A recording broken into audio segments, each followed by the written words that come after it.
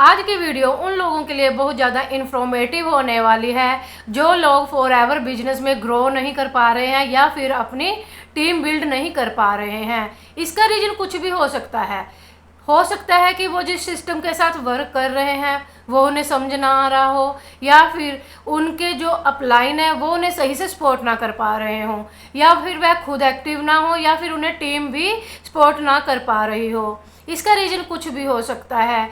तो ऐसे लोग अपना स्पॉन्सर या अपलाइन कैसे चेंज कर सकते हैं, आज की वीडियो का यही टॉपिक है। तो hello friends, my name is Sukhwinder Kaur. स्वागत है आपका अपने ही चैनल सुखविंदर कौर FLP में। आई होप आप सब ठीक होंगे, एक हेल्थी लाइफ इंजॉय कर रहे होंगे। तो अगर आपने मेरे चैनल पर पहली बार विजिट किया है तो प्लीज़ मेरे चैनल को लाइक और सब्सक्राइब जरूर करें।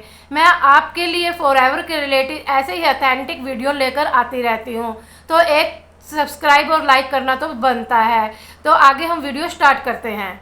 तो फ्रेंड्स, आपको पता ही है कि फॉरएवर कंपनी में आईडी एक बार बनती है। अगर आपकी आईडी बन गई और उस पर बिलिंग हो गई तो आपकी आईडी दोबारा से नहीं बनेगी। आपको उसी टीम के साथ और अपनी अपलाइन के साथ जिसके साथ आपने ज्वाइन किया है उसी के साथ काम करना होगा।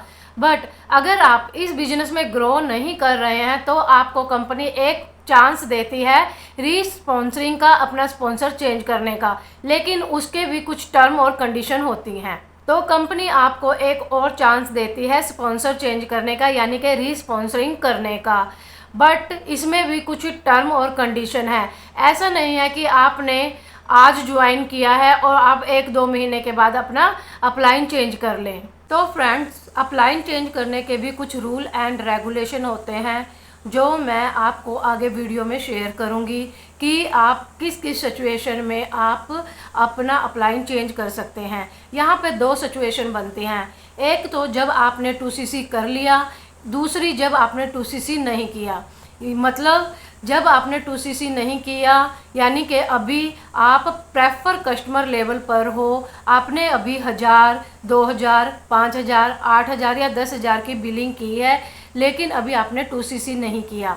तो आप इन दोनों सिचुएशन में अलग अलग टाइम पर अपना रीस्पॉन्सरिंग कर सकते हैं, अपना स्पॉन्सर चेंज कर सकते हैं।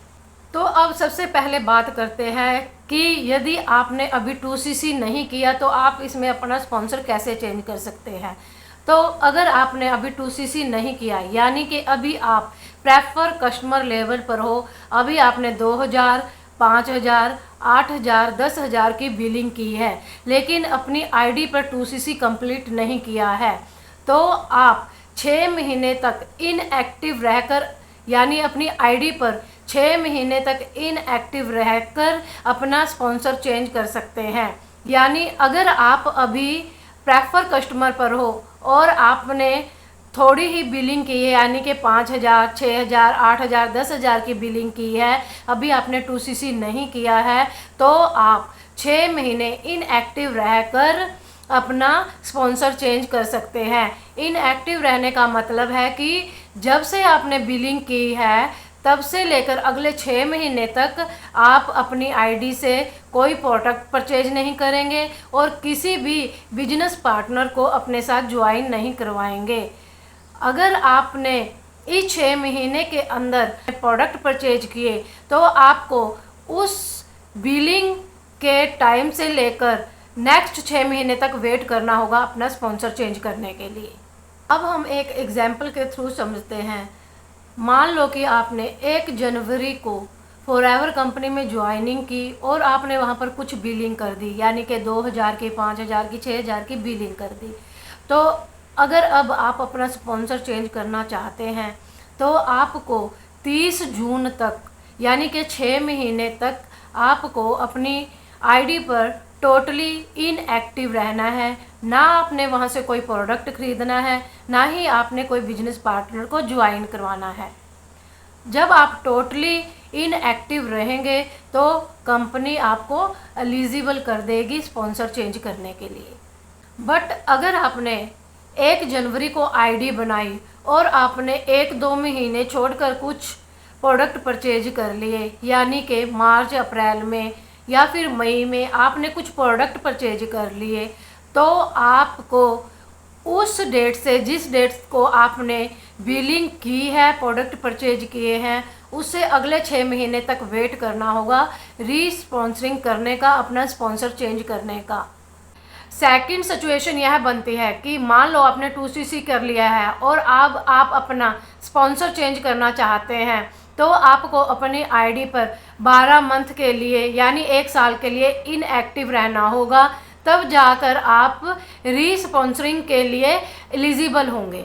अगर आप इस साल के बीच में कभी भी अपने आईडी से प्रोडक्ट परचेज करते हैं, तो आपको जिस डेट को आपने बिलिंग की है उस डेट से लेकर अगले 1 साल तक वेट करना होगा रीस्पॉन्सरिंग के लिए, तभी आप अपना स्पॉन्सर चेंज करने के लिए एलिजिबल हो सकते हैं। सेम वही चीज़ कि अगर आपने 2cc कर लिया, अपना स्पॉन्सर चेंज करना चाहते हैं, तो अब आपको 1 साल के लिए अपनी आईडी पर इनएक्टिव रहना पड़ेगा।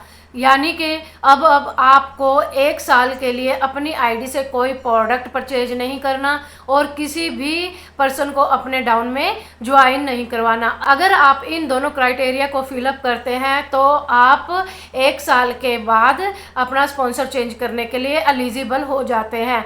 बट अगर आप इस 1 साल के अंदर अपनी आईडी से कोई प्रोडक्ट परचेज कर लेते हैं और बिलिंग कर देते हैं, तो आपको जिस डेट को बिलिंग की है उस डेट से लेकर अगले 1 साल तक आपको वेट करना होगा, तब जाकर आप 1 साल के बाद अपना स्पॉन्सर चेंज करने के लिए एलिजिबल होंगे। अब जब आप स्पॉन्सर चेंज करते हैं तो क्या होगा, इसमें आपकी FBO आईडी है वो तो सेम रहेगी, यानी कि आपकी जो FBO आईडी है उसी पर आप काम करेंगे, लेकिन आपका अपलाइन चेंज हो जाएगा।